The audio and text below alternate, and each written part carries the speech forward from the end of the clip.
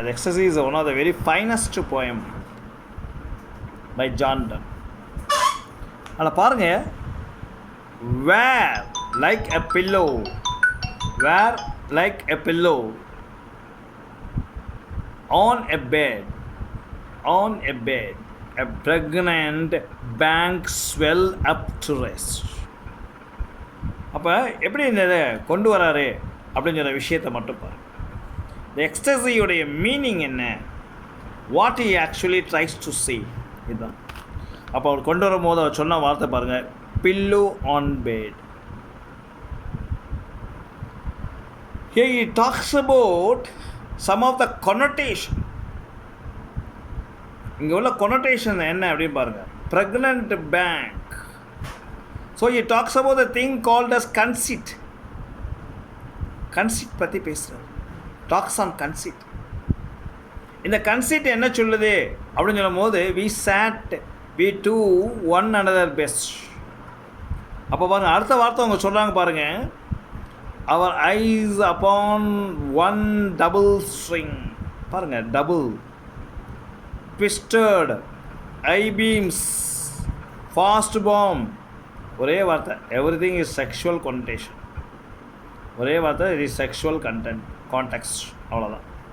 And pictures are ours to get, suspend our victory, our souls. இது பார்த்தீங்கன்னா எல்லாமே வேறு meaning. So let me not talk too much about it. அப்போ இதோட meaning என்ன sir, இதோட சமரி என்ன சார், இதை தான் நீங்கள் வந்து பார்க்கணும். இந்த opening done is describing the scenery of a river or a lake side bank. He described himself and another as a pillow on the bed as they lie there. ஒன்றும் இல்லை, ஒரு ஆணும் பெண்ணும் சேர்ந்து இருக்கும் பொழுது அவளுடைய தலையணை தலையாணி மாதிரி இருந்துச்சான். இதை தான் அவர் வந்து சொல்கிறார்.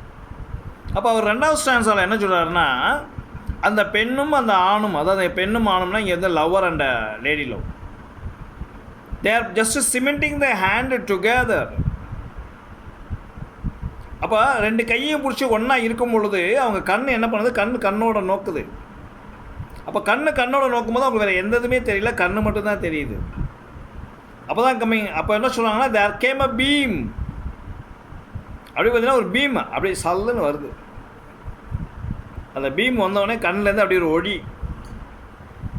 Twisted like the thread and hold their eyes together with a single double thread. ஒரு த்ரெட்டு ரெண்டு த்ரெட்டு அப்படின்னு சொல்லி வருது. ஆனால் அது ரெண்டும் என்ன பண்ணுது, அடுத்தவன் கண்ணை கட்டி போட்டு, கண் அப்படி நிலைக்குத்தலாக நிற்கின்றது. கைகள் ரெண்டு என்னது, ஒரு கை ஒன்று கையோட பிடிச்சோடனே சிமெண்ட்டு போட்டு அப்படியே கரெக்டாக காங்க்ரீட் போட்ட மாதிரி இருக்குது அப்படிங்கிறார். தேர்ட் ஸ்டான்ஸால் அவர் சொல்கிறாரு, டன்னை says the lovers hand were all made themselves into one. அது இரண்டு கையாக இருந்தாலும் ஒரு கையை போல இருந்தது அப்படிங்கிறார். அது கண்ணில் இருக்கக்கூடிய reflections, the only way to propagate. அது எதுவுமே இல்லை, அப்படி கண்ணெல்லாம் அப்படி கண் மொழி பூராமே என்ன இருந்துச்சுன்னா அன்பை மட்டுமே செலுத்தி கொண்டிருந்தது. அப்போ தான் அவர் சொல்கிறார், the stands of 4 uses the metaphors of the armies. பயங்கரமான ஆர்மி, 2 ஆர்மி சண்டை போடுது. அந்த 2 ஆர்மி சண்டை போடும்போது 2 ஆர்மியுமே ஈக்குவலாக இருக்குது. அப்போ என்ன பண்ணுதுன்னா, அங்கேருந்து சோல் வெளியே வருது. Is talking about the soul. And here he talks about the uncertainty of victory. இந்த சண்டை போடும்போது யார் விக்ட்ரி அடைகிறாங்க அப்படின்னு சொல்ல, இங்கே சண்டை வேறு யாரும் இல்லை, ஒரு ஆணும் பெண்ணையும் பற்றி சேர்ந்து. சுருக்கமாக சொன்னால், திஸ் இஸ் அ செக்ஷுவல் கொனோட்டேஷனை ரொம்ப அதிகமாக பேச விரும்பலை. ஒரு செக்ஷுவல் கொனோட்டேஷனில் ஆண் ஜெயிக்கிறாங்களா பெண் ஜெயிக்கிறாங்களாங்கிற விஷயத்தை வந்து யாரும் சொல்ல முடியாது. அதனால தான் ஈக்குவல் ஆர்மிஸ் என்று சொன்னார்கள். Fate keeps victory uncertain. இந்த விக்ட்ரி யார் ஜெயிக்கிறாங்க அப்படிங்கிற விஷயத்த வந்து நம்மளால் யாராலையும் யூகிக்க முடியாது அப்படிங்கிற விஷயத்த சொல்கிறார். which is like the way of the lovers souls are suspended. அது எந்த இதுவும் இல்லை, ஒரு சஸ்பெண்ட் ஆகிடுது. சோல்ஸே என்ன ஆகிடுது, சஸ்பெண்ட் ஆகிடுது. Further the army metaphor, the 5 of the negotiations, memory status எல்லாமே பார்த்தீங்கன்னா மெதுவாக பார்த்தீங்கன்னா it is talking about the oneness of the soul, the union of the soul. அப்படி பார்த்தீங்கன்னா அடுத்த ஸ்டான்ஸாக பார்த்தீங்கன்னா 5th ஸ்டான்ஸாவில் பார்த்தீங்கன்னா it talks about the whole day. ஒரு ஒரு ஒரு நாள் முழுதுமே அப்படியே பார்த்தீங்கன்னா கண்ணும் பார்த்துக்கிட்டு இருக்குது. அந்த ஒரு மெமரி ஸ்டேட்டஸை சொல்லிகிட்டு இருக்குது, ஒரு மெட்டஃபர் சொல்லுது, இந்த பாடியை பற்றி பேசுது. இந்த பாடி வந்து பார்த்திங்கன்னா ஒரு ப்ரிசன் மாதிரி உள்ளே இருக்குது. அதுலேருந்து என்னது ஆத்மா வெளியே வருது அப்படின்னு சொல்லி. அப்போ தான் அந்த குட் இந்த மேன், மனிதனுள் உள்ளே இருக்கக்கூடிய உண்மையான நல்லத்துவம் வெளியே வருது அப்படின்னு சொல்லி. அடுத்து பாருங்க 7வது ஸ்டான்ஸாவில் talks about the main thing. அங்கே ஒரு கொரோனேஷனை பற்றி சொல்லிட்டு இருக்காரு. Leave the place better off when they arrived. என்னதான் விட்டு செல்ல வேண்டும் என்று நினைத்தாலும் விட்டு செல்ல முடியல. அதான் போதும்டா அப்படின்னு நினைக்கிறேன். அடுத்து பார்த்தீங்கன்னா திருப்பி 10ஆவதுன்னு சொல்லி உள்ளே வரும். 8th சான்ஷன் வந்து பார்த்தீங்கன்னா இட்ஸ் அன்பர்ஃபெக்சுவல்ஸ். எதிர்மறையான பாரடாக்ஸிகளான விஷயங்களை வெளியே கொண்டு வராரு. மோட்டிவேஷன். அப்போ தான் சொல்கிறார் பாரு, they can see that it was not sex that motivated them. அன்பு என்பது செக்ஸு கிடையாது, அது வந்து உண்மையிலே உள்ளே இருந்து வரக்கூடிய ஒரு விஷயம் என்று சொல்லியிருக்கிறார். அதான் கடைசியாக சொல்கிறார் பாருங்கள். The next stanza actually talks about the so-called transplanted violet to show how the two souls can be interanimated and how this new soul can repair the defects of each of the individual soul. ஒவ்வொரு மனிதனுக்குள் இருக்கக்கூடிய அந்த உண்மையான ஒரு விஷயத்தை மிக துல்லியமாக மிக துல்லியமாக அதை ரிப்பேர் பண்ணுதுன்னு சொல்கிறார். கொஞ்ச நேரம் இந்த ஊடல் சொல்லக்கூடிய வார்த்தை தான் இங்கே ரிப்பேர் அப்படின்னு சொல்கிறார். அப்போ அவர் நியூ சோல் என்று சொல்லுகிறார். It talks about the new souls of the individual souls என்று சொல்லுகிறார். அப்போ 2 சோல்ஸ் ஒன்றாக சேரும் பொழுது அப்போ அவங்க தனிமையாக ஒரு சோல் உருவாகுது அப்படின்னு சொல்கிறார். சுருக்கமாக சொல்லுவாங்க, நிறைய பேர் சொல்லுவாங்க 2 பேர் இருக்கிறாங்க, அடுத்து 3 பேர் இருக்கிறாங்கன்னா அது குழந்தைய சொல்லுவாங்க. அடுத்தது 11th ஸ்டான்ஸாவில் பாருங்கள். It talks about the idea of 2 souls as one. 2 ஆத்மாக்களும் ஓர் ஆத்மாக்களாக இணைகிறது அப்படின்னு சொன்னார். இதுதான் அந்த 11th ஸ்டான்ஸாவுடைய திங். அதுக்கு அடுத்த ஸ்டான்ஸா பாருங்கள். இந்த பாடியை விட்டுட்டு, இந்த பாடி வந்து என்னென்னா இந்த பாடியை விட்டுட்டு சோல் வெளியே போகுது. சோல் இஸ் இன்டெலிஜென்ட் அப்படின்னு சொல்கிறார். இந்த சோல் வந்து என்னது பயங்கர இன்டெலிஜென்ட். ஆனால் இந்த சோலை கண்ட்ரோல் பண்ணுறது body. It is a celestial sphere. Note பண்ணிங்க. ஃபஸ்ட்டு பாடி, அடுத்து வந்து soul is intelligent. It is a TRB question. Note பண்ணிங்க சார். சோல் இஸ் இன்டெலிஜென்ட், இது வந்து ஒரு டிஆர்பி கொஸ்டின். அடுத்து 13th ஸ்டான்ஸாவில் பாருங்கள். Thanks the body. அப்போ அந்த பாயிண்ட் எதை தேங்க் பண்ணுறான்னா அந்த பாடியை வந்து தேங்க் பண்ணுறார். எதுக்கு தேங்க் பண்ணுறாரு தெரியுமா? என் சோலை பத்திரமா உள்ள நீ வச்சிருக்க பார்த்தியா, அதுக்காக நான் இந்த பாடியை தேங்க் பண்ணுறேன். The bodies are not impurities, but they are the allies that strengthen us. இந்த பாடியில் நிறைய விஷயங்கள் இம்பியூரிட்டிஸ் இருக்குது, ஆனாலும் அது என்ன பண்ணுது, நம்ம சோலை வந்து ஸ்ட்ரென்தன் பண்ணுது அப்படின்னு சொல்கிறார். அடுத்து பார்த்தீங்கன்னா 14th ஸ்டான்ஸாவில் it talks about the imprints of the air, people's soul,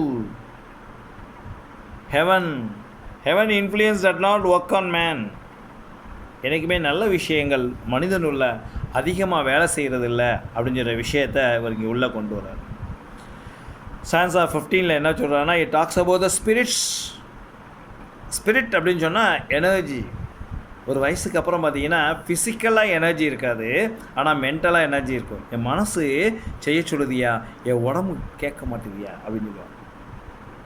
என் மனசுக்கு பயங்கர ஆசை இருக்குது, அந்த ஸ்பிரிட் இருக்குது, ஆனால் என் பாடி வந்து ஒத்துழைக்க மாட்டேது. அதை தான் இங்கே சொல்கிறாரு. How our blood works up to the spirit that can help the body and soul to make together as a man. ஒரு மனிதனை முழுமையாக்குவது இந்த ஸ்பிரிட்டு தான். அந்த ஸ்பிரிட் சரியாக இருந்தால் மட்டும்தான் என்னாகும், ஒரு லயபிலிட்டி கிடைக்கும் அப்படிங்கிற விஷயத்தை சொல்கிறார். அப்போ தான் அவர் சொல்கிறாரு, he says the soul must give the influence and wits that our bodies provide. It is like a great prince in the prison. The soul வந்து எப்படி அப்படின்னு கேட்டால், soul is compared to great prince. அம்மா note பண்ணிங்க, இது முக்கியமான கேள்வி, இது TRP question, don't miss it. soul is compared to great prince. ஆனால் அந்த பிரின்ஸ் எங்கே இருக்கார் தெரியுமா? ப்ரிசனில் இருக்கார். அதுதான் அவர் சொல்கிறாங்க. Is actually in the present. சரி, அடுத்து பாருங்கள் ரெஸ்ட் ஸ்டான்ஸா. அதுக்கு அடுத்த ஸ்டான்ஸ் சார் அகைன் ஒரு முறை சொல்லுங்க சார். இந்த soul is compared to great prince, இளவரசர். ஒரு இளவரசராக இவரை வந்து சொல்கிறாங்க. ஆனால் இந்த இளவரசர் எங்கே இருக்காருன்னா ப்ரிசனில் இருக்கார். அப்போ இந்த பாருங்கள், இந்த ப்ரிசன் யார் அப்படின்னு பார்த்தீங்கன்னா இந்த prison is nothing but body. அப்போ பிரின்ஸ் யார்? Prince is soul. Prince is soul. இது மாதிரி தான் கொஷின்ஸ் கேட்பாங்க. அடுத்த next stanza says when we turn our body so that the weak men may look at them, but that love true mysteries are grown in the soul. The body is just the soul's book. The body is just the soul's book. சோலுக்கு அது ஒரு புத்தகம் மாதிரி. இதை பாருங்கள், ஒரு அருமையான ஒரு இந்த வேர்டை வச்சு கவிஞர் கண்ணதாசன் ஒரு பாட்டு பாடியிருப்பார். புத்தம் புதிய புத்தகமே உன்னை புரட்டி பார்க்கும் என் மனமே. இந்த வேர்டு வேறு எங்கேயுமே இல்லை.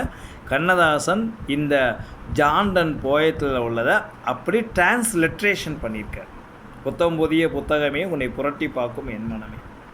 அதை தான் இங்கே சொல்கிறாரு, the body is just a soul's book.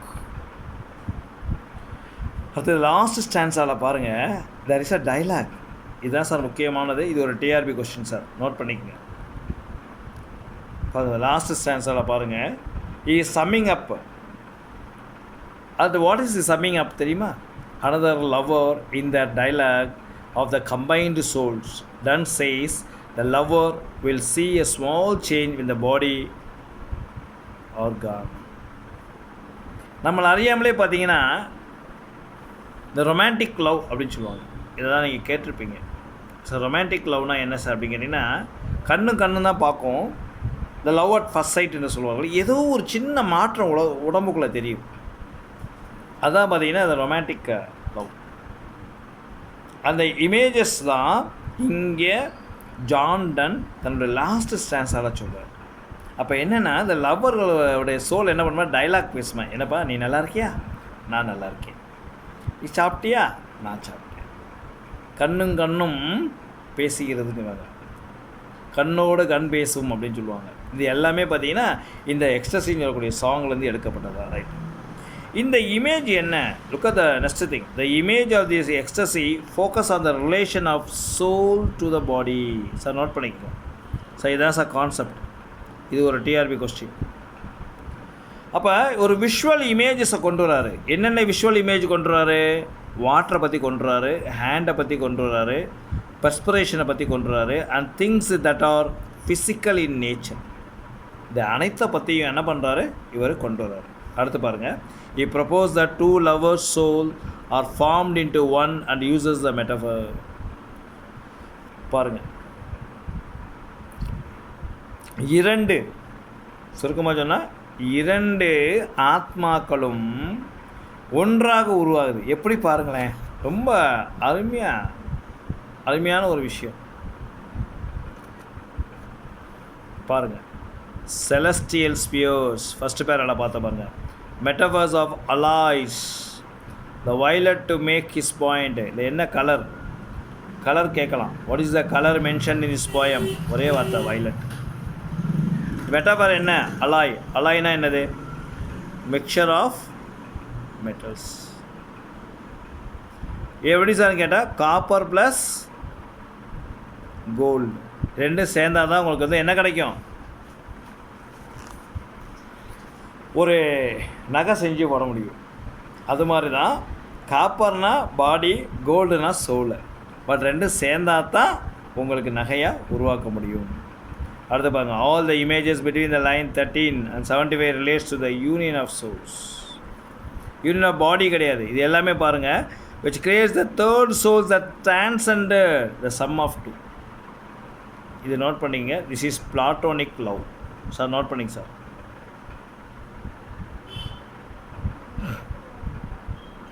Platonic love. Okay, ton.